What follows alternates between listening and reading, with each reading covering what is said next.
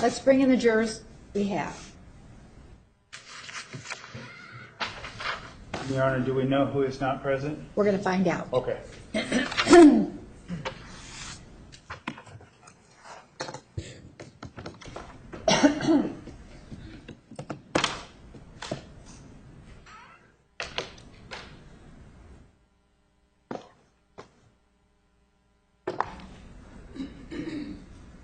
All rise for the jury.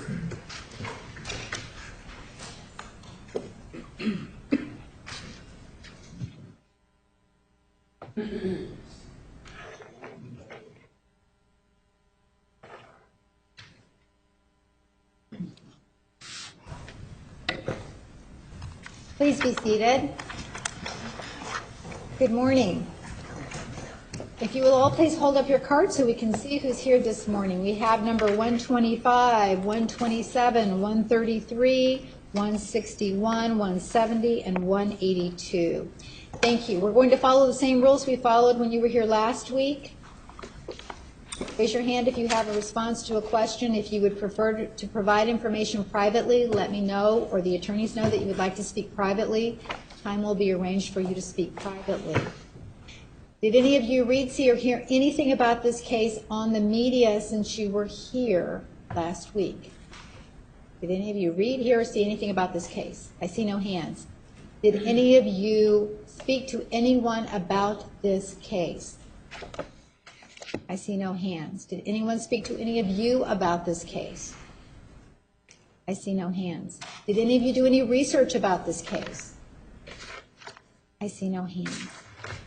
Has anything come up that you need to tell us about since you were here last week? Any problems with the trial schedule or other matters? Okay, we have a couple of hands. Let's see, number 133. Tell us your concern. I'm currently going through a promotional interview, and I'm supposed to be hearing back this week, which would cause me to move to Las Vegas if I get the position. So I don't know the status of that until later this week. All right. So are you a finalist or is this an early interview? Yeah, it's between me and one other person. All right, and you'll find out this week. Is that correct? Yeah. If you don't get this position, are you currently employed?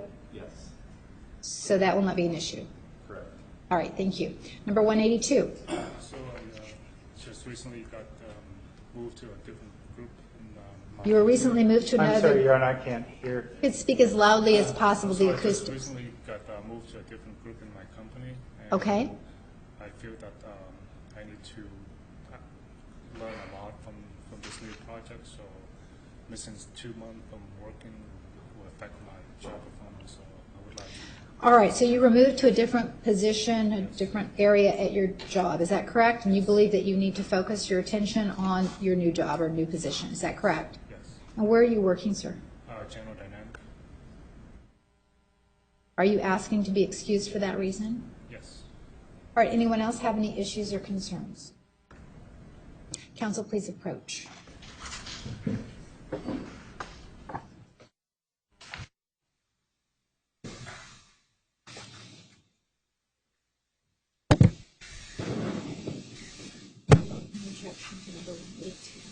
No objection. The word at this point, we don't know for sure whether he has it. If he's moving, then I think we'll know from court's questioning. I think we'll know before the 16th, before we're seating jurors. So if he's not, he doesn't have to move to Las Vegas. I think he's still a viable juror. Okay. And Judge, I was going to ask for individual voir dire regarding the media issues for 133. Okay. Is it this questionnaire? Yeah, based on some of the media stuff you All right, said. so conduct your regular questionnaire and then we'll talk about it and I'll have him. Okay.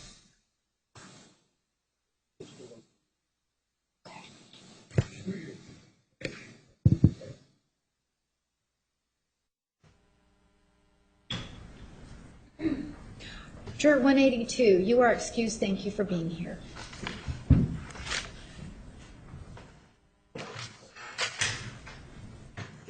All right, at this time, the attorneys are going to ask you some questions. Mr. Nurmi. Is it done? Oh, yes, Ms. Wilmot, thank you. Thank you.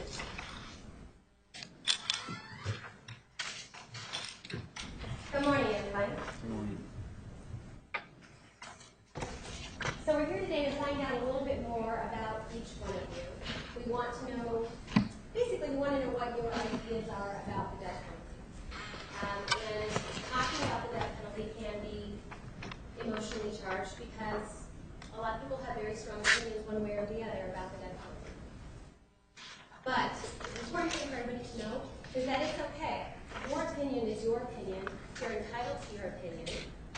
And no one here is going to try and change your opinion about the death penalty. But we want to know what it is. And that's what we're trying to figure out. There are no right or wrong answers. There's just opinions. And one of the things that so far you've gotten this lengthy questionnaire about talking about the death penalty, talking about a murder case. And now we're standing up this morning talking to you again about the death penalty. So there's a lot of talk about the death penalty. But it's really important for you all to understand that although this is a murder case, the death penalty is never required in a murder case. The state of Arizona will always be satisfied if you vote for life in prison. So no one is going to force you to vote for that. One of the things that we're going to talk about today is just hypotheticals. So we're going to talk hypotheticals. We're not going to necessarily talk about Jodi Arias. We're going to talk hypothetically. And so let's do that. Let's assume that you all have been on a jury. You've been on a jury listening to facts and evidence about a murder case. And you decide, after listening to those facts and all the evidence, you decide beyond a reasonable doubt that that defendant is guilty. You decide beyond a reasonable doubt that that defendant committed murder, intended to commit the murder, wanted to do it, thought about it, and did it anyway. That's defendant. And it's beyond a reasonable doubt. No doubt in your own mind as a juror. At that point in time, what I'd like to know is, in this hypothetical situation, what are your thoughts about the death penalty as the appropriate punishment for someone like that? And let me start with juror number 170. Let me start. Pick you on first. Pick on you first, but let's do it. Okay. What are your thoughts in that situation? What are your thoughts about the death penalty as the appropriate penalty for someone who, in this hypothetical situation, you just found guilty beyond a reasonable doubt? Cold-blooded murder. Can you explain a little bit better for me? Do you have a particular question? No. Okay. All right. So we're pretending, Yeah. okay, that you just sat on a jury. You just finished a couple-week-long trial. You listened to the prosecutor had evidence, people testifying on the stand. You listened to it all. You listened to the defendant speak about why he thinks he's not guilty.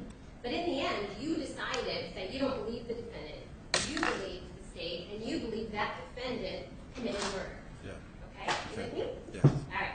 And then you believe that not only did that defendant commit murder, he really intended to do it. It was premeditated. I mean, he thought about it, right? Yeah. Okay. And he thought about it, he knew what he was doing, and he did it anyway. And in your mind, with that particular defendant, it was cold-blooded, right? Yes. Very cold. You with me? Yes. Okay. All right. So in that situation, after you find him guilty, then the state, let's say, makes that person eligible for the death penalty by proving to you that that particular murder had an aggravator, which means there is a reason to make that person eligible for the death penalty. Okay? Okay. Let's say that person committed the crime in a cruel way. Okay, the victim suffered. Okay. Knowing all this about that defendant, all right, it's now going to be your job to decide, what do I think of the death penalty for this particular person? Is that the appropriate penalty? Objection, improper, hypothetical. She's asking about this case. No. Overruled, you may answer. Yes. Sorry? Yes, I do. Yes, do you think that the death penalty is the appropriate penalty in that situation? Yes, I do. I'm so sorry. Yes, I Sorry do. You do, okay. Yes. And why do you think that? Because I don't think it's right for you to take another person's life. Okay. And so because that particular defendant took another person's life, you think that it's the appropriate thing to do then for the state to take that person's life, Yes. right? That person shouldn't keep on living. Yes. And in that situation, when you have something like that, it's not really going to matter to you if that person had a hard upbringing, is it? No. Is that going to take? That's not going to take away from the fact that this guy is a cold-blooded killer, right? No. And if the defense later wants to tell you, well, I mean, the person was beaten as a child. Is that going to matter to you as far as the death penalty is concerned? As far as what he did to another human? Objection, setting out specific. Sustained. Is it going to matter to you if you hear that that person grew up poor? Same objection as before. Sustained. Is there any question? You may.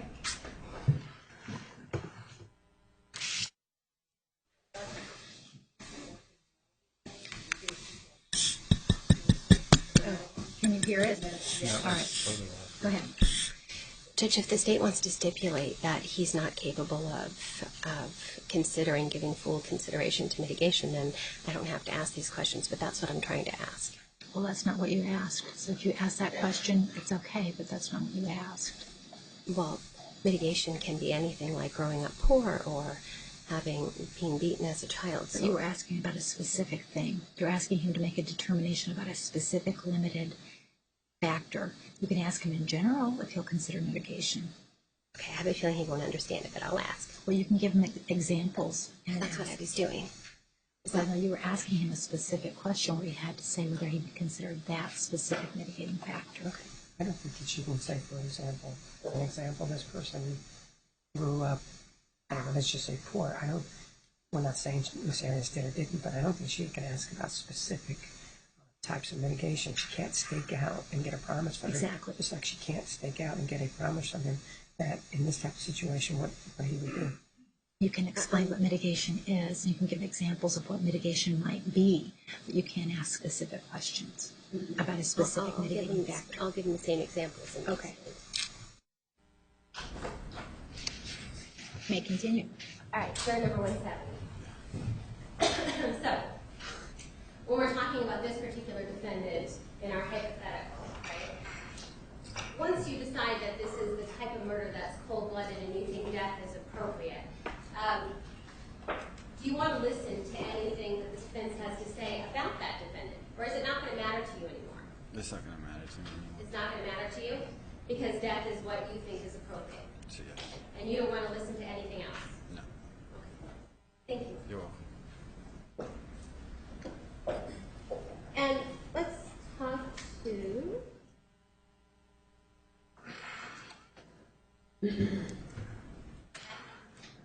Juror number 161.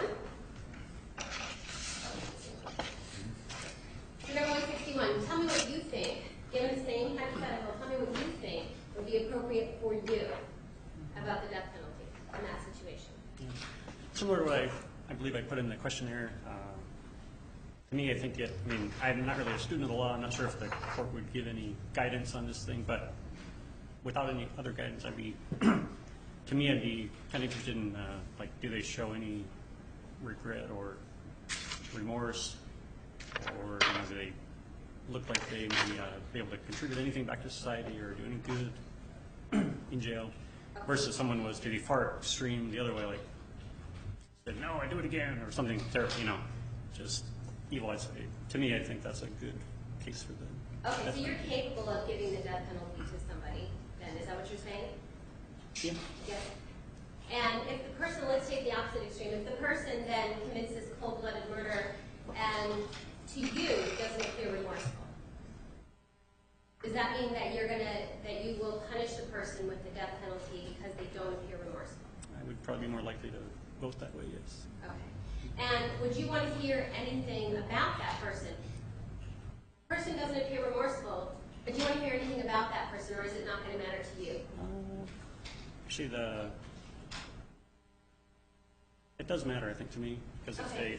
Tell me what matters. Objection, asking specific mitigation. What matters?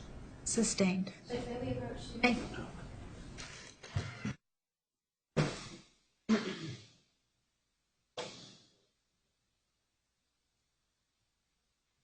Judge, you just told me to ask generally speaking, so that's what I'm doing. I'm just asking him to tell me what matters. I'm not asking anything specific. I'm entitled to do that because I need to know whether or not he's impaired under wit. Well, you can inquire about whether or not he will consider mitigation and give it meaningful consideration, but you can't talk about specific mitigating factors. So you're asking him to tell you, so that he's giving you his thoughts, and you can't ask him to give you specifics about what he will and will not consider. Well, but the problem with that, Judge, is that I think I can ask him specifics. Well, I'm not asking him specifics. I'm just asking him what it is that he would want to consider, because he's already told me that he wants to know if the person's remorseful. What I need to find out now is that the only factor? And if it's not, then what else does he consider? Because if it's something that's not allowed to be considered, like the cost of containing them for life, I need to know these things, and the only way I can know is by asking him. You can ask that question if he would consider cost. That's not a mitigating factor. Did you want to say something for the record? No, I agree with what you're saying, that you can't say to somebody what factors you're going to consider, this, or this. She can ask generally about propensities, character, that sort of stuff with everything else. So I can ask generally. Are you willing to consider this? You can ask if they're willing to consider this. But you can't to give meaningful consideration. I can't ask him what to he thinks. Because I don't know how then I can tell whether or not he's impaired under wit if I can't ask what he thinks. What is important to him. You can ask if he will give meaningful consideration to mitigation, and if he says yes or no, you can follow up, but you can't. Well, that's what I was saying. Stake him out. Well, no, I totally get that. But that's what I think I'm doing, is I asked him if he can give consideration. Does he want to hear other things? And then you said I can follow up. So that's all I'm doing, is just following up. So what kind of things? I need to know if there are things that aren't allowed to be considered or not. I'm not going to ask him specifics. He hasn't been instructed on the law. He knows what he's going to be allowed to consider by the jury instructions. She's asking him to give her specifics. Why don't you explain to him what mitigation is and if he's willing to follow the law? So give him an explanation of the kinds of things that would be considered to be mitigation, and if he would be willing to consider those kinds of factors. Okay. Okay.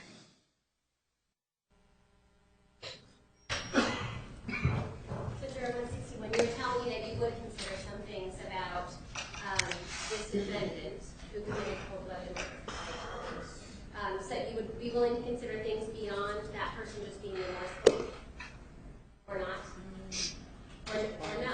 I haven't thought about this in great detail, but maybe depending on their.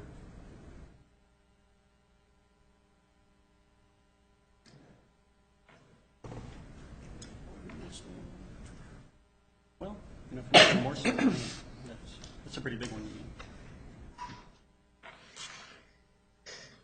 So remorse is a big one for you. I think so. Okay. And if the person doesn't appear remorseful, do you want to hear anything else about the person? Be willing to listen. For example, if they had a major change of heart, for example, but again, if they had a change of heart, they would have been regretful or remorseful. Are you willing to listen to anything else?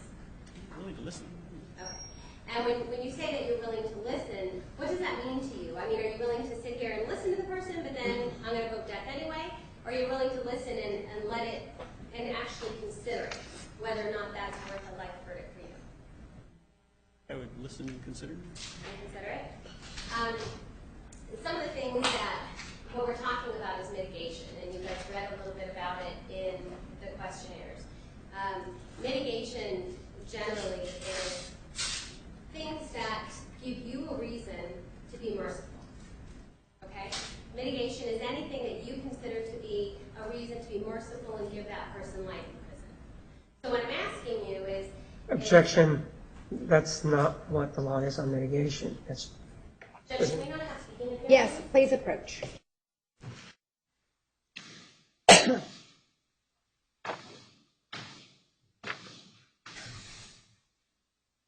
Judge, that is the law on mitigation. Why don't you just read right out of the jury instruction? But the judge, Factor circumstance that in fairness or mercy may be considered by the jury as an extenuating or reducing the degree of moral culpability of punishment. Right, I know what it is, Judge. What I'm trying to do is explain it so that people understand it, because that's legal speak. All I'm doing is summarizing it. I didn't say anything. The state hasn't said anything about why it's incorrect. I'm just summarizing it so they can understand it, that's all. Repeat again what you said. I just said that mitigation is anything that the jury wants to consider giving the person life. All right. That's not what the legal standard is. The legal standard is what you just read. They There's- can't, well, I'm not done. They can't consider, for example, that the man is on the moon and that the, it's made out of green cheese.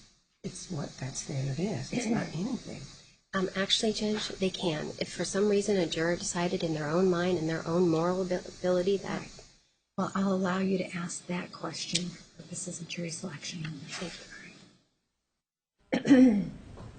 Okay, back to juror number 161. So when we talk about mitigation, we're talking about things that you and a juror can consider on their own, and they can all be different for each one of you. Mitigation is anything that you might consider to be a reason to give the person life.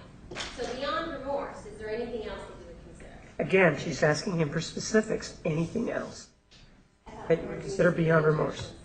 Or you may ask the question as a yes or no question. Yes or no? Yes, yes or no only, overruled. Is there anything, yeah, sure, let me repeat it. So is there anything else that you would consider? We've talked about remorse, that's a big one for you. Beyond remorse, is there anything else that you would consider about a person, about that defendant, that would, that you would consider in giving that person life, a life verdict? Yes or no? Yes. Yes or no? Yes. There is other things that you would consider. Is that correct? Yeah. Okay, all right, thank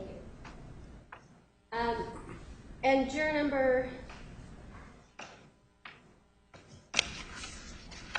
125.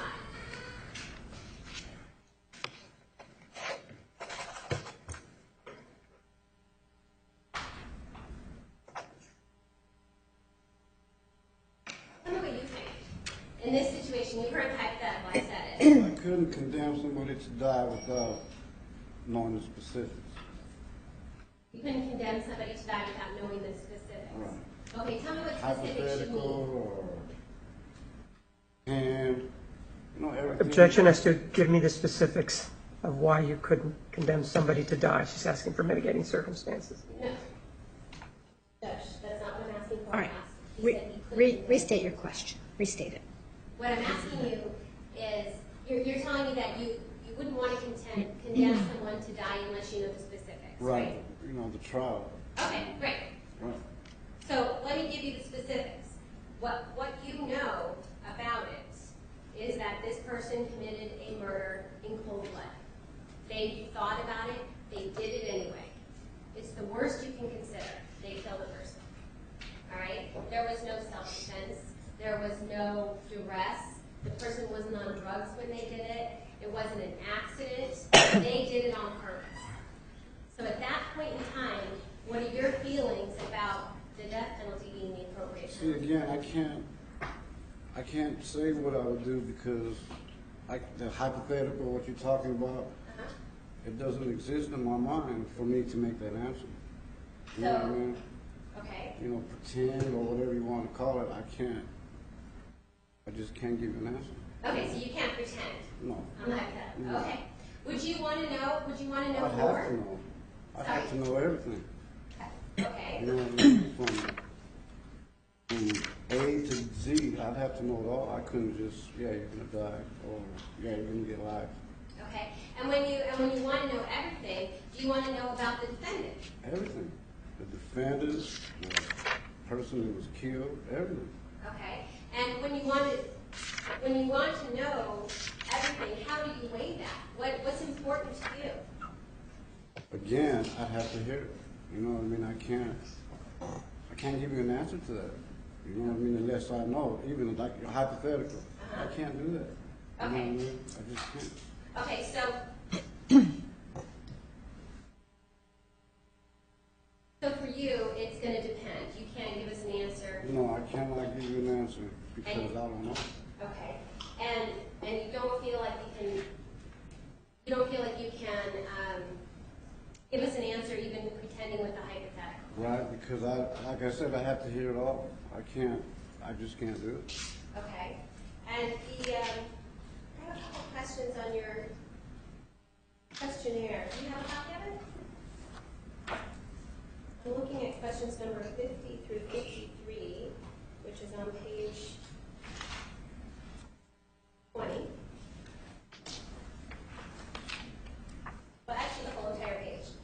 Are you there? 20? Page 20. Okay. So on page 20, it asks you a bunch of different questions, and it looks like you answered when you agree with whether or not you agree with the particular law. You're answering both yes and no. Can you explain what you mean?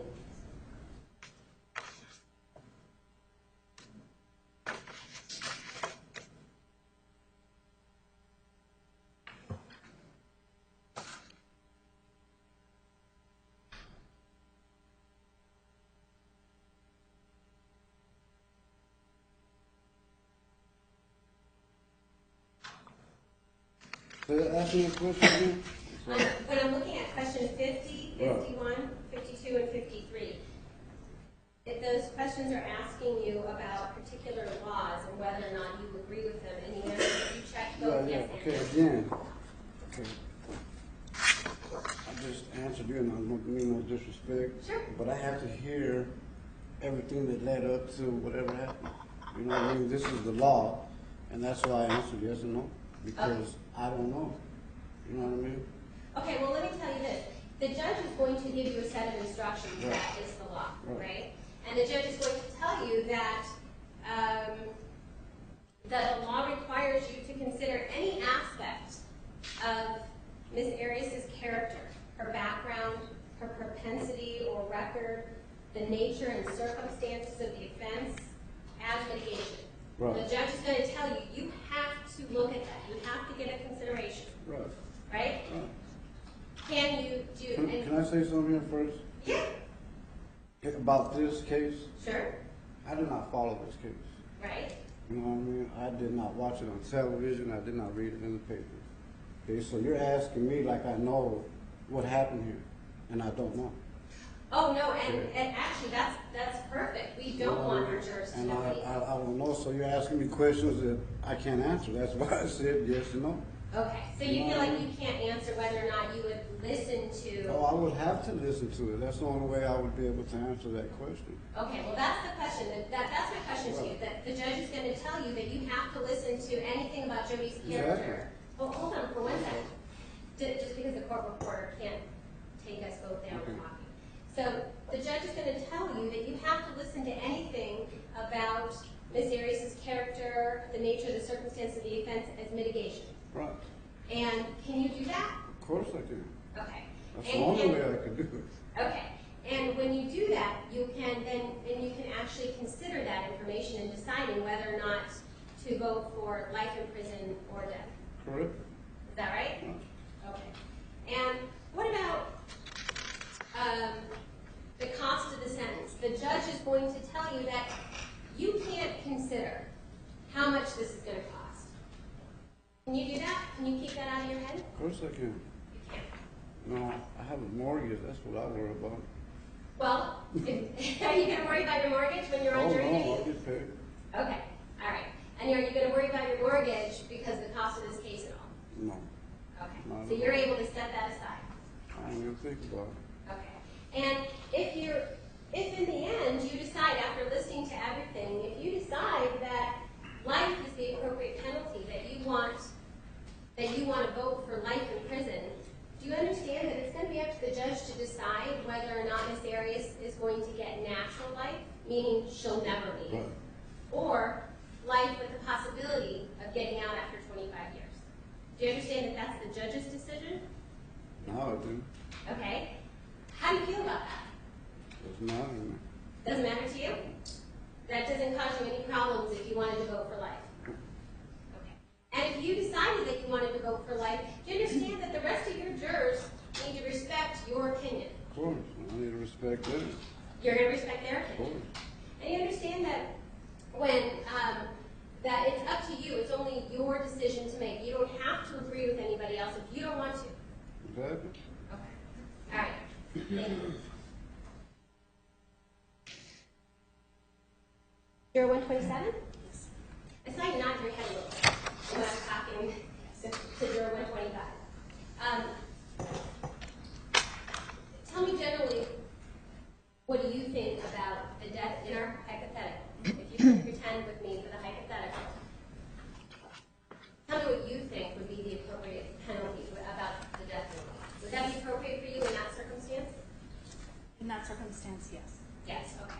And would, in that circumstance, if death would be the appropriate penalty, would you want to hear anything else about the defendant, or is it too late for you?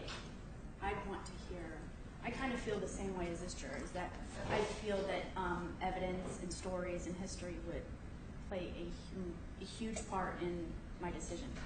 Okay, and your decision for life or death? Yes. Okay. And when you say evidence and stories, are you talking about the defendant? I'm talking about both sides. I'd like to hear everything. Okay. I can't just make a decision based off one side of the story. Okay, okay. And when you've made the decision that the defendant is guilty already, so you've heard both sides of the story as far as guilt is concerned, then when we're talking about life or death, do you want to hear then about what the defendant has to say about his life? And do you want to hear,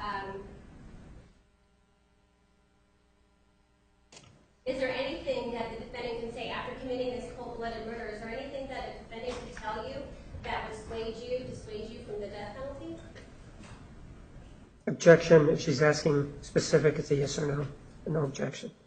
Sustained. Is there anything that you would want to hear from, is there anything that the defendant could tell you to dissuade you from the death penalty when we've got this horrible cold-blooded murder? Not really sure. I don't believe so, but You don't think so? I don't think so, but I'm not really sure. Okay, all right, that's fair. So if you don't think so, are you telling me then that you don't think there's anything that a defendant could tell you after you've got this cold-blooded murder that's going to dissuade you from the death penalty? Or can you repeat the question? Yes. What I'm hearing you saying is that after you've got this cold-blooded murder, beyond a reasonable doubt, no doubt in your mind, you're thinking the death penalty is the appropriate penalty. You're telling me that there's nothing, in your mind, there's really nothing that a defendant could tell you that would dissuade you from the death penalty. So I'm not really sure. I still don't think that I'm understanding the question. Okay. Let me try and ask it in a different way. Okay. Let me just think for a second. So, correct me if I'm wrong, but what I think you're telling me is that in our hypothetical, your first instinct would be to vote for death, based on the murder. Yes. Okay. Hypothetical, yes. Okay. All right. And so your starting point is the death penalty. In that situation. In that situation. We're sticking just to the hypothetical. Okay, just the hypothetical. Yeah. Yes. Okay. So in that situation, your first thought is the death penalty. Yes. Okay. My question really is that your only thought? Is there anything that you would hear from the defendant that would make you think, oh, maybe I don't have to give death? Or are you thinking, you know what, that murder was so bad, I'm only giving death. It doesn't matter what the defendant tells me. No, I disagree with that. Yes, I think that there's something that, in the hypothetical, that a defendant could say that could persuade me differently. All right.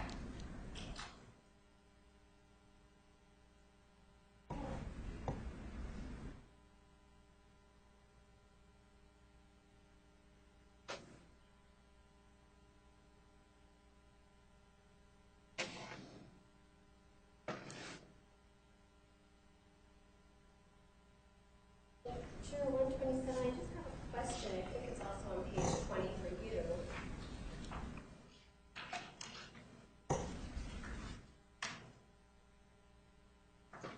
And maybe since we've talked about it a little bit, I don't know if the answer is going to change, but on question number 52, the question is telling you what the law is, that you have to consider any aspect of Ms. Arias' character or the nature and the circumstances of the offense as mitigation before you decide whether or not to give her life or death. Oh, I do agree with this. I think before this questionnaire, I didn't have a clear understanding of what mitigation was, and after discussing now, today, and again reading this, then yes, I would change my answer.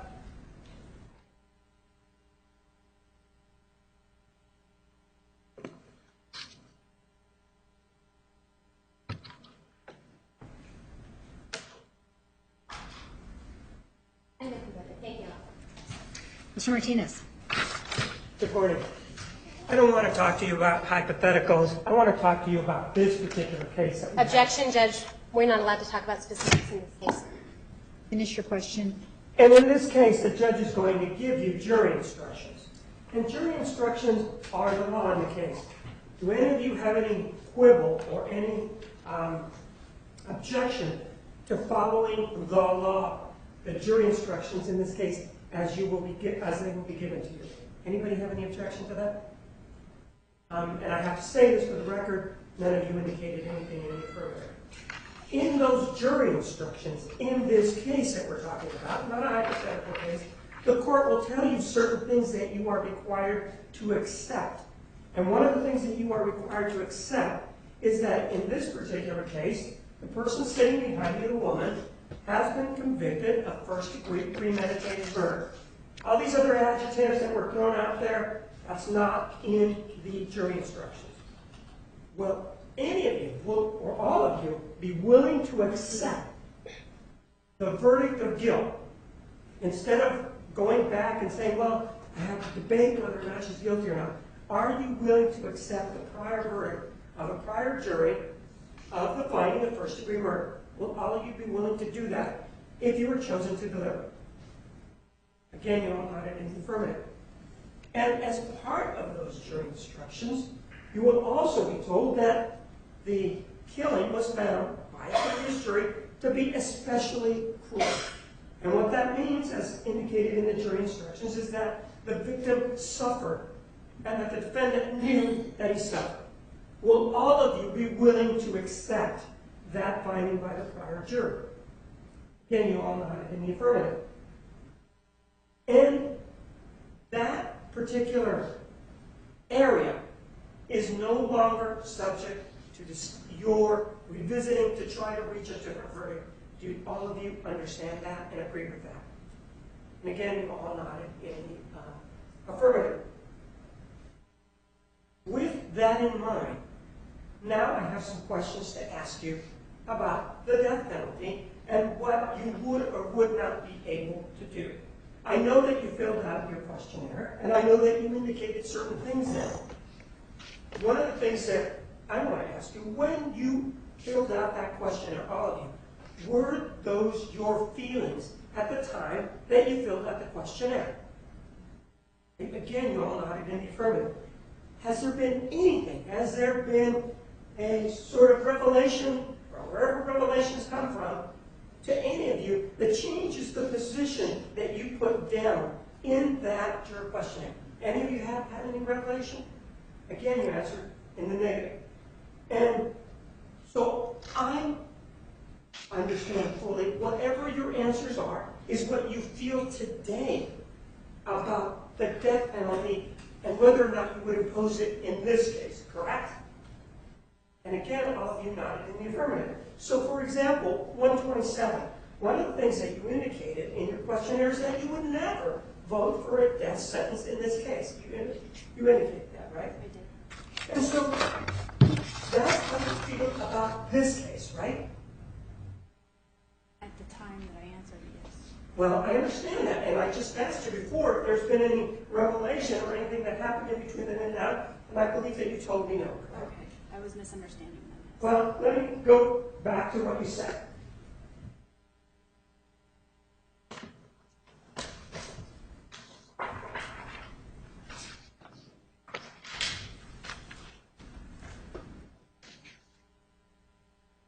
One of the things that you said was question, if you take a look at question 54, it's number, page number 20. It reads, if after hearing the evidence, viewing the instructions, and deliberating with your fellow jurors, you believe that that penalty was appropriate, would you personally be able to enter a verdict that would cause Jodi Arias to die? And what was your answer? You said number 50, I'm sorry, which question was that? 54. 54, okay, I was reading the one. Sure. Take your time.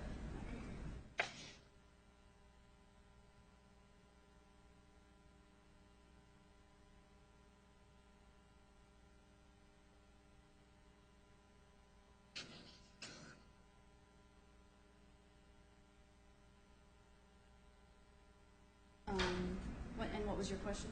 My question is, you filled this out. Yes. And you read that. question, you indicated that no, you would never be able to personally enter a verdict that would cause Jodi Ann Arias to die, correct? Yes. Now, talking in theory, like you were talking to defense counsel about, well, if you have this hypothetical, what do you think about the hypothetical? You said, well, I would be willing to consider this or consider that. That's why I'm asking about this specific case. In this specific case, when that question asked you personally, that required or that indicated that if you are chosen as a juror, what would happen is you would go back and you would deliberate with your fellow jurors. You understand? Yes. And what would happen is there's no proctor or somebody supervising you. You're there with your other fellow jurors, and you each are required to reach a decision individually, personally. And once you reach that decision personally, you are required to then share it or discuss it, deliberate upon it with the rest of the jurors. You're not allowed to sit in the corner and say, well, I said in the juror questionnaire that I would never be able to enter that verdict, so I'm going to sit in the corner and not deliberate this. That question indicates or asks you what you would do if you went back into the deliberation room. And it appears to me that you personally, from your heart, that's what I'm asking, in your heart, it looks like you would never be able to enter the death penalty in this particular case. Personally, I feel that no, I would not be able to say yes to a death penalty, but I feel that in a case like this, I feel that there's some evidence or some stories or different sides that I would need to hear to change my mind about that. But right now, personally, I feel no, I don't have the right or could not agree to sentence somebody to death. And part of the reason that you said that is because you said that right now, as you sit here, you don't have any evidence before you, right? Yes. Well, you don't have any evidence before you, but in question 55, you did indicate that you could enter a life sentence, though, right? Yes. So it looks like that personally, as you sit here, you're already giving the benefit of the doubt and saying, in this case, personally, yes, I can enter a life sentence. Objection misstates the law. Benefit of the doubt. We start with life. Approach.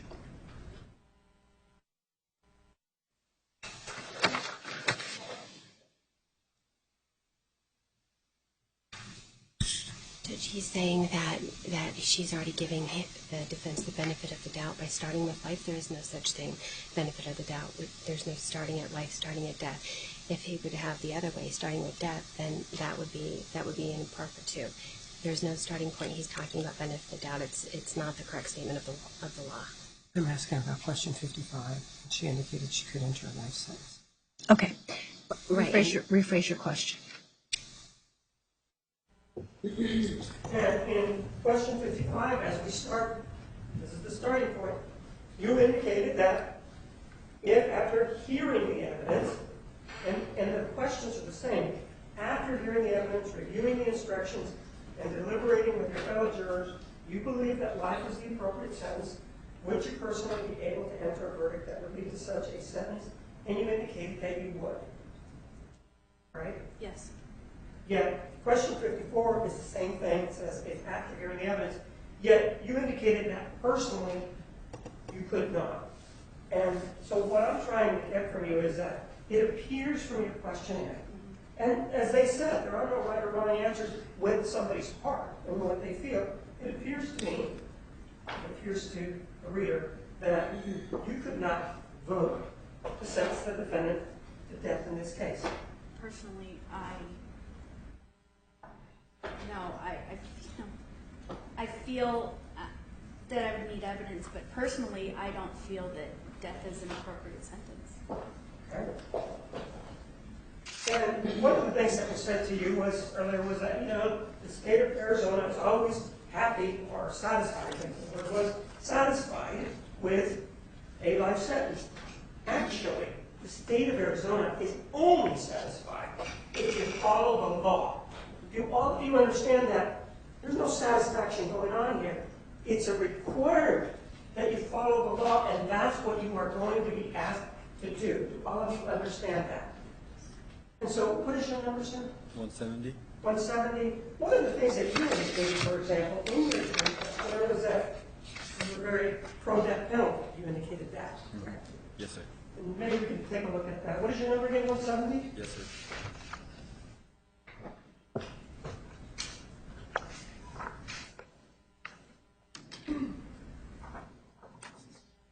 One of the things that you indicated in question 43, and that's on the bottom of page 18, was that you were in favor of the death penalty and would vote for it in any case of intentional murder. And no one's trying to change anybody's mind here. I'm just trying to find out how you really feel. And it's about your feelings. It's not almost a logical inquiry because no one can go into your head and say, well, this is what you really feel. Only you can tell us that. So these are not meant to unduly pry. You indicated that you're in favor of the death penalty and would vote for it in any case of intentional murder, where somebody over here, 127, said no. Is that how you really feel? Yes. And so that in every case, you would vote for the death penalty, right? Yes, sir. Now, one of the things that you also talked about was that you have a hardship. I think hardship, that's my word, not yours. You indicated that you work mornings, you're buying a house, and you have a child on the way. That's what you wrote, right? Mm-hmm. Yes, sir. Okay. And one of the things that so please explain it to me. Would serving, let me do it this way. Would coming down to this courthouse Monday through Thursday from, let's say you have to leave the house at 8 to get here in time, from 8 to about 6, would that create a hardship? Would that be problematic for you if you had to do that until the beginning or the middle of December? Would that be a problem for you? Yes. Why would that be a problem? Because I think the judge may want to ask you about it later. Why would that be a problem? Why would it be a problem for me? Yeah. Is it something that you need to do? In other words, you need to be at work or? Yeah, I need to be at work because season's coming and I'm a cook. Right, you're a cook. And season's coming and I'm one of the main head cooks there, and right. I would be able to get the time off. And so it would affect the other people that you work with? Yes, it would. What part of town do you live in? East Mesa. And how long is the drive here? It took me 30 minutes. What? It took me 30 minutes to get here. One of the other things that you indicated, you said, well, in your mind, you believe that if there's an intentional murder, somebody does an intentional murder, death penalty, automatic. That's what you said, right? Yes. But you said, even though that's how I feel, if I had to do it, you said that's not something you could do, right? Yes, sir. In other words, question 54, just like juror number 127, you were asked, if after hearing the evidence, reviewing the instructions, and deliberating with your fellow jurors, you believe that death was the appropriate sentence, would you personally be able to enter the verdict that would cause Jodi Arias to die? You said no, right? Yes, sir. And that's how you feel, right? Yes, sir. And nobody's going to change your mind about that, right? No, sir. And no one's going to change your mind either about the fact that you believe the death penalty is appropriate in every case of intentional murder. That's how you feel, right? Yes, sir. To get back to Juror 127, one of the things that you indicated is that you were involved in a incident of domestic violence. And I'll preface my question by saying that these questions, as I've already said before, are not to embarrass. They're just meant to sort of flesh out, if you will. So why don't you explain to me a little bit. The jury questionnaire does indicate that you were the aggressor in that. So if you don't mind explaining to me what the circumstances were like. Did you want the whole story? Sure, I like the story. My partner of 3 years had gotten in a car accident in my car. She had taken off. She got in a car accident in my car. I was took your car without permission or with permission? We share a car, so okay. it was kind of up to her. I was taking a nap. I woke up, found out that she had gotten in a car accident was called by the police to come see and make sure that that was my car. It was a block away from my house. I walked up and saw that it was my car, agreed that it was mine. They had taken my girlfriend in to the jail station. I was allowed to go down and pick her up. As we were leaving from the jail station, we got in a bit of a heated argument. I started to raise my voice and was not really thinking of my surroundings, and there was a police officer that stopped right in front of us and was witness to the situation and decided to take me in for domestic violence. I spent the night in jail. I then went to, I saw a judge and was required to take 27 weeks of domestic nonviolence classes. Anything about that experience that, this is boyfriend's, but anything about that experience with your partner that says, maybe I'm a little unhappy about the way that was handled. Because as you tell it, as we know, nobody reported it, right? Yes. And is there anything about it that leaves a bad taste in your mouth the way it was handled? No. So, some of my decisions were poor. My thought process was poor in the process. But as far as the system went, yeah, everything was handled properly. when you say that some of your decisions were poor, what exactly were you talking about? I lost my temper, and instead of taking a minute to walk away, which I've learned is an incredibly helpful tool, I stayed and lost my temper. And was there any physical touching? Or I'm trying to get how was it the police officer was able to figure out that this was a domestic violence thing if you were just talking? It was yelling, and there I did grab her arm to get her attention, and that's pretty much what was seen. Okay. Juror number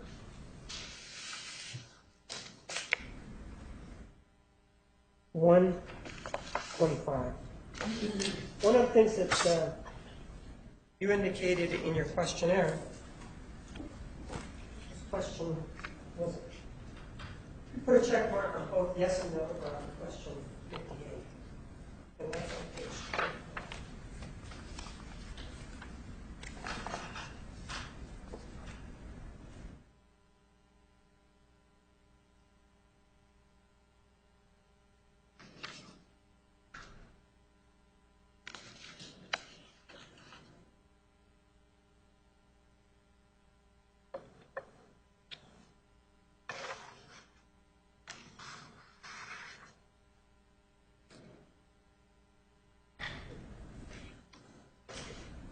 What do you want to know now? Well, the question is, do you agree that it would be wrong for a juror to sit through the entire sentencing proceeding, full trial, and then for the first time state during deliberations that regardless of the facts, he or she would never vote for the death penalty, or alternatively, would always vote for the death penalty? And you indicated yes or no, and that indicates a bit of ambivalence in that position. In other words, what I'm asking you right now is to try to make me see whether or not you believe that it's okay to hold back what you feel about life or death. And for the first time, when you go back to deliberate, make your feelings known. Is that how you feel? I think it would be wrong to do that, Even though I put yes or no, but it's, if you have that in you that you're not going to vote for the death penalty or you're not going to vote for life, and we're trying to get that out of you, like say you go for the death, okay, and the person says that he or she would vote for death, but then we go to deliberate and he or she changes his mind, so I can't put that person to die. Or if it was the other way, if give the person life, I can't kill somebody, and we deliberate, and this person said, well, not, I can have this person killed. You know what I mean? Well, I guess my question is, what do you mean? Why did you mark yes or no instead of marking just yes or no? Why did you pick both? Because it appears that you're straddling the fence there.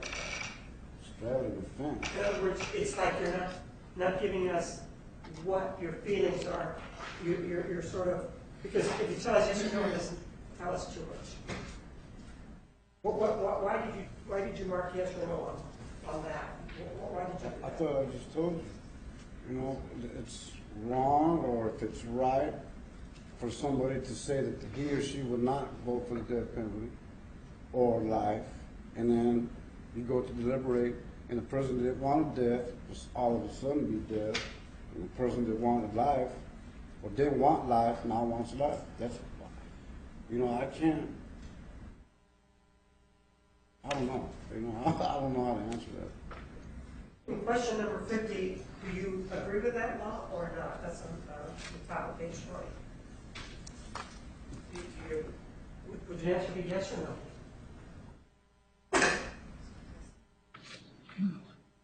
I thought we already discussed this. I told you I cannot condemn somebody to die without hearing what happened. Right. Okay, so that's the only answer I can give. Okay, I know, but let me just ask about number 50, because there's a number where you can answer yes or no. But I want one answer to this one. The law, it says the law allows only specific aggravating circumstances to be used if proven beyond a reasonable doubt to support the state's request for a death sentence. A previous jury has found the aggravating circumstance that the crime was especially cruel. No other fact or detail about the case of the person accused may be considered as an aggravating factor.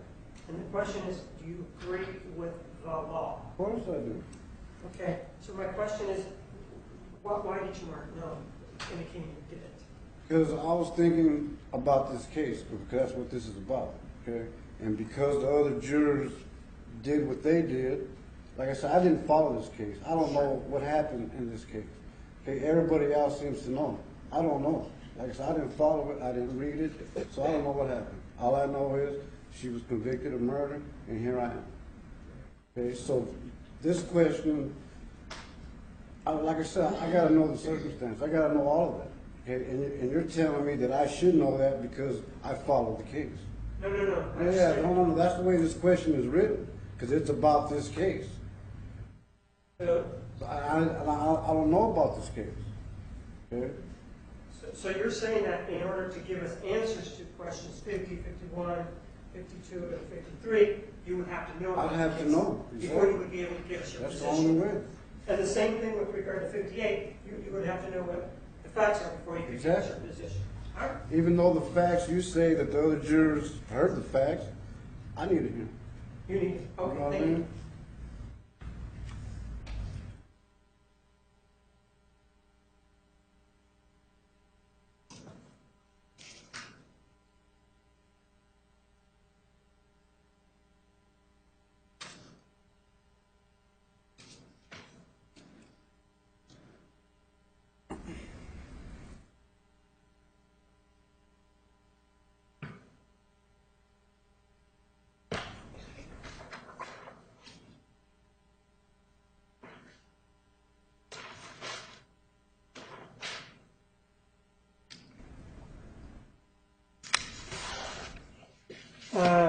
Number 127, you indicated that you previously served on a jury.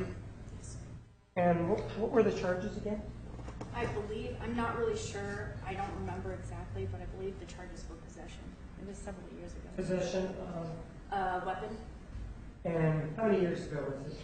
I'll say at least 5 or 6 years ago. And do you remember the courthouse that was in? Superior or some other place? It was some other place.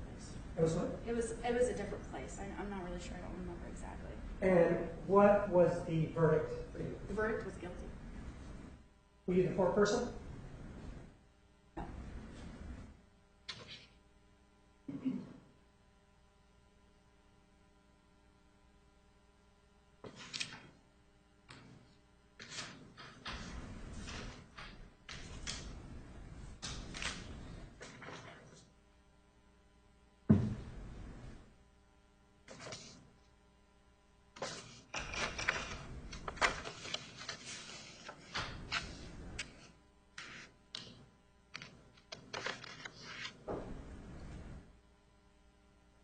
161.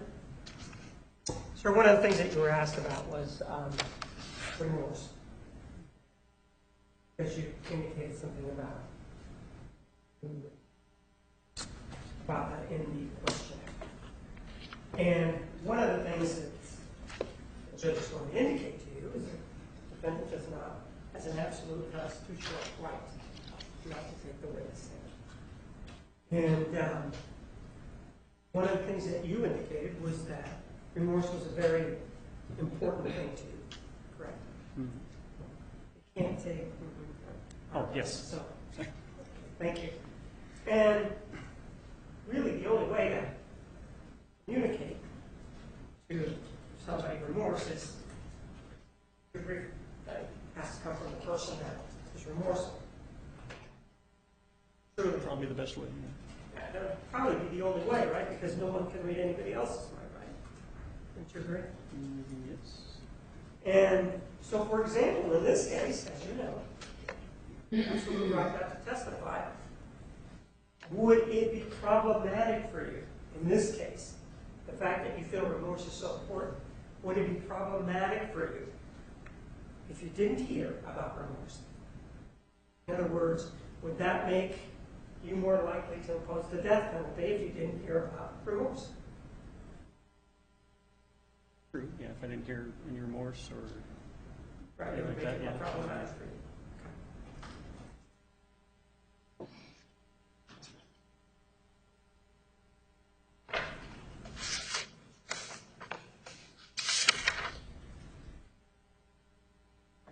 Okay.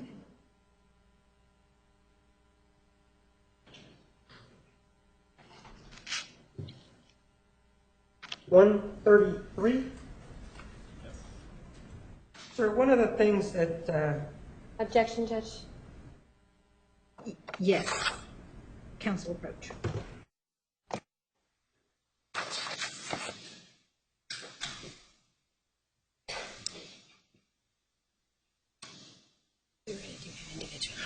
I thought the only issue for him was about the media. Yes, but yesterday, the way we did the individual jurors is neither one of these guys asked him anything, so I didn't ask him anything.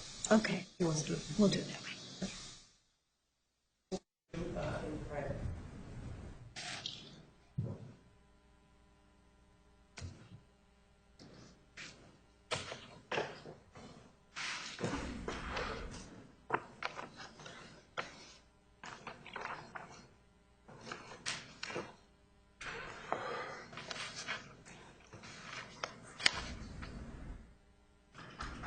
I don't have any other questions. Thank you. Counsel, please approach.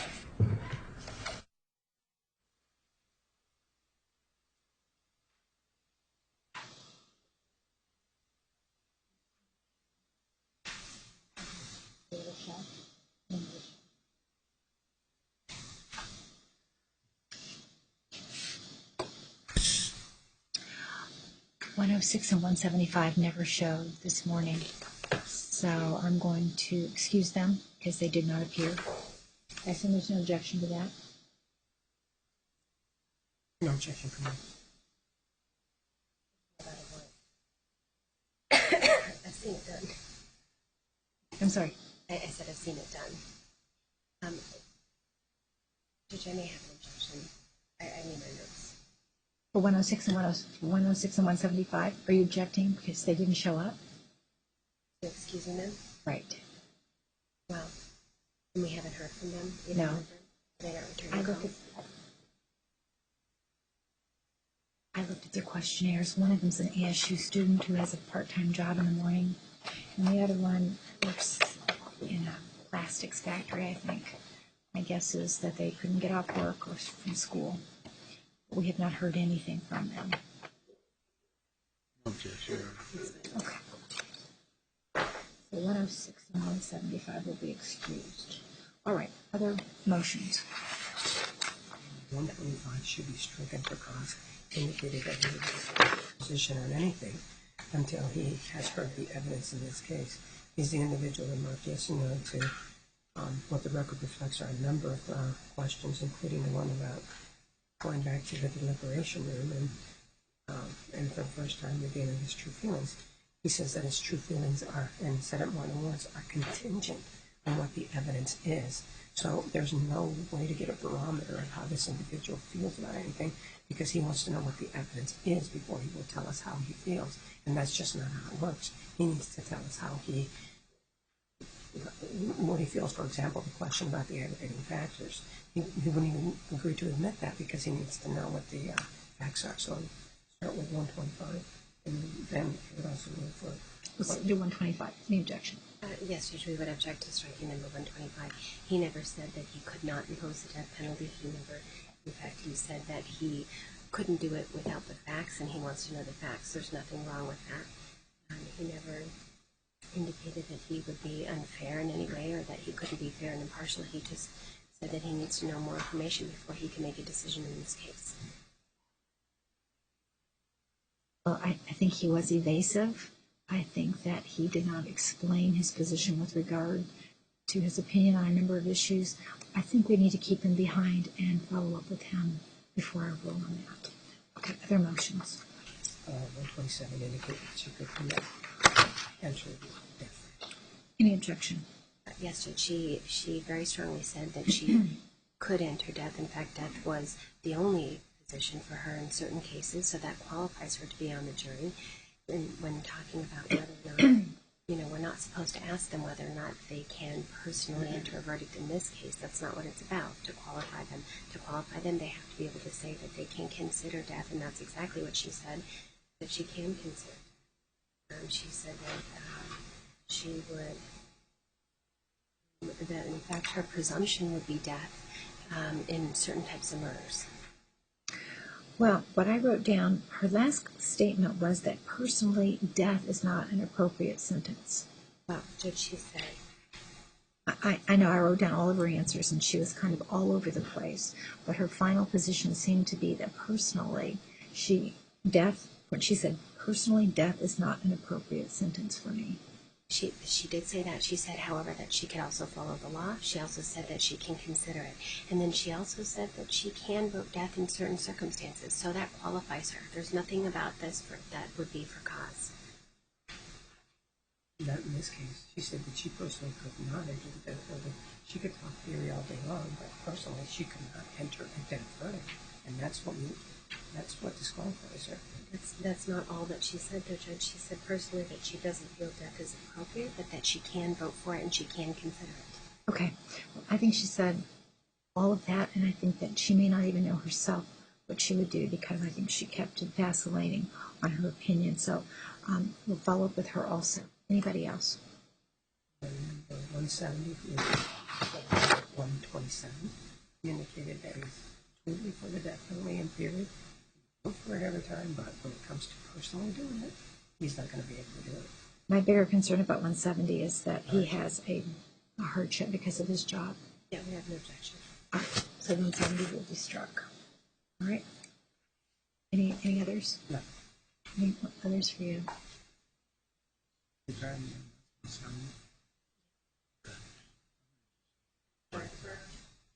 going to need a break. We start with 120. Go for a while. So. I'm just going to ask a couple follow-up questions, and then we'll take a recess. All right.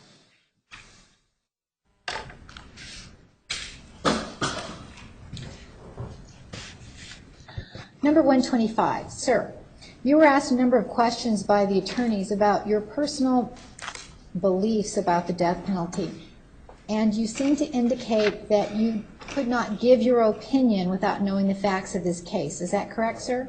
Correct. So, if you were selected as a juror on this case, would you follow the jury instructions you were given? Do you have any personal opinions about the death penalty in general? Is there any reason that you would be unable to vote if you were selected as a juror in this case because of your personal opinions? I'd be able to vote. Pardon? I said either way, I could, whatever my questionnaire, you guys are reading from my questionnaire, I'm not against the death penalty. I'm not against life, okay? I just have to hear what happened. That's all. And if I feel that a person needs to be condemned to die, I can vote that. I have no problem with that. But with this case, like I said, I didn't follow it. I know nothing about it. All I know is they found her guilty of murder. That's it. So you have no personal opinions that would prevent you from following the law and voting for a sentence in this case, whether it would be death or life. Is that correct? Correct. Okay. Juror 127, you answered a number of questions for the lawyers. Your questionnaire indicated that you would never vote for a death sentence in this case. Is that correct? On the questionnaire, yes. When you came in here this morning, however, you said that your first instinct would be to vote for the death penalty in this case. Is that correct? Yes. And then you stated later that you personally believe that death is not an appropriate sentence. Is that correct? Yes. Can you explain how you can feel that your first instinct is to vote for death, and yet personally you believe death is not an appropriate sentence? I think that some of this I'm not completely understanding. So with your first question, sorry, I'm not really understanding what you're asking. All right, you said that your first instinct would be to vote for the death penalty in this case. That was what you said on your questionnaire. Is that correct? What question is that? On your questionnaire. Yeah, I'm not really sure. All right. And then you also said that personally you believe death is not an appropriate sentence. Those two statements seem to be at odds. Yeah, they contradict. So, yes, can you explain what you mean? I guess I was understanding with the first question that the death penalty, or I guess I'm not really sure how to answer that question because there was a misunderstanding from the first question to the second question, and I'm not really sure how my first question I could have answered yes, but then my second question is going to contradict that. I'm not. Would your personal opinion about the death penalty affect your ability to vote as a juror in this case? No. My personal opinion about the death penalty? No, it would not affect how I would be. I guess I'm saying no, but I'm not really understanding the question. No. Well, you said that personally death is not an appropriate sentence. Yes. But what do you mean by that? It is not an appropriate sentence. I don't feel that death is an answer for another person's death. Would that prevent you from imposing the death penalty in the appropriate circumstance? In the appropriate circumstance, no.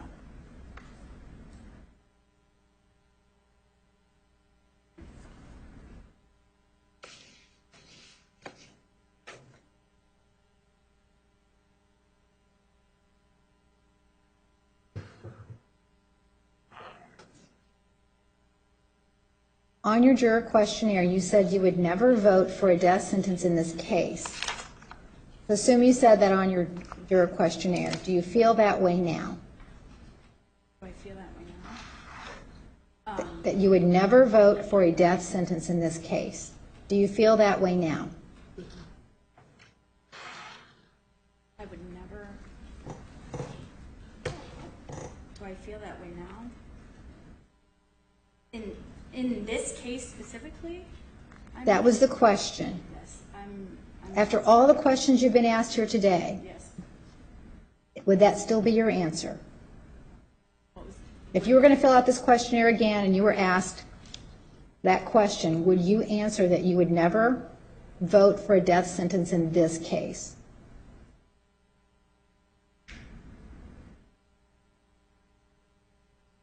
In this case specifically, I'm not really sure. I don't think so. I'm not sure. You're not sure. All right, thank you. Counsel, please approach.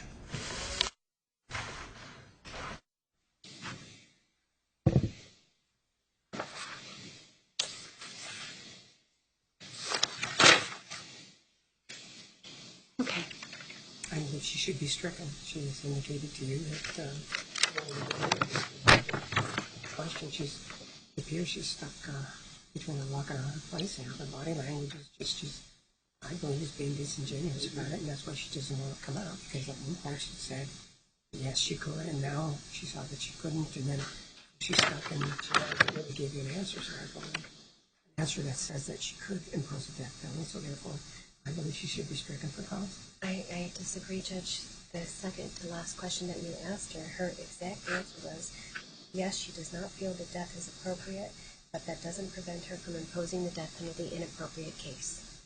Period. But That means she's qualified. But then she couldn't give me an answer about whether or not she would change her answer to the question on the questionnaire that said she could never give the death penalty. She can answer the question. So, right, Judge, but she also was talking about how she doesn't know the facts of this case, and I think we've kind of morphed that question from the questionnaire into talking about this case. The questionnaire is just whether or not you could vote for somebody to die who's sitting right over there. It's not about whether or not you know the facts of the case, and so she's telling you she can't be sure because she's also earlier said she doesn't know the facts of the case. So based on all that, Judge, I think she's qualified. I gave her an opportunity to explain her answer after saying, after everything that we've talked about here today, would you still answer the question the same way? And she couldn't answer the question yes or no. Right, but I think that it doesn't even matter because I think she's already qualified when she said that she was able to impose the death penalty in the appropriate circumstance. So I think she's qualified. All right. Clearly she's not qualified. I'm going to strike number 127 because I think that she is unclear about her own positions, and I think that she doesn't know what she would do, and she cannot give a clear answer to anyone about what she may do because she doesn't know. 125. 125, again, I believe he has problems. He's just parroting back what he thinks you want to hear. But he is somebody that, when push comes to shove, he really doesn't want to answer the question. I believe he should be stricken for cause. We'd object to striking him, Judge, that he said he's neither for the death penalty or against death penalty. Okay. That's as much as we can get. He answered all the questions the right way, so I'm not going to strike him. So he will remain. All right, and then I'll have 133 stay behind. We take a break first. Yeah. All right, Juror 170, you are excused. Thank you for being here. Juror 127, you are excused. Thank you for being here. Juror 133, I'm going to ask that you remain. Juror 125 and Juror 161. You are to return on October 16th at 10 a.m. October 16th at 10 a.m. All right, yes, sir? Can I get that in writing for my job, please? Ask the bailiff, and he will give you a piece of paper. So October 16th. Well, sir, let me answer this. Is your employer going to have any difficulty? Oh, no, I just need proof. You know Okay. what I mean? That's all. All right, so your employer will have no issue if you're I work selected. in the city of Phoenix. They can't Okay. prevent that. Thank you, sir. October 16th at 10 a.m. 16th, 10 a.m. Thank you.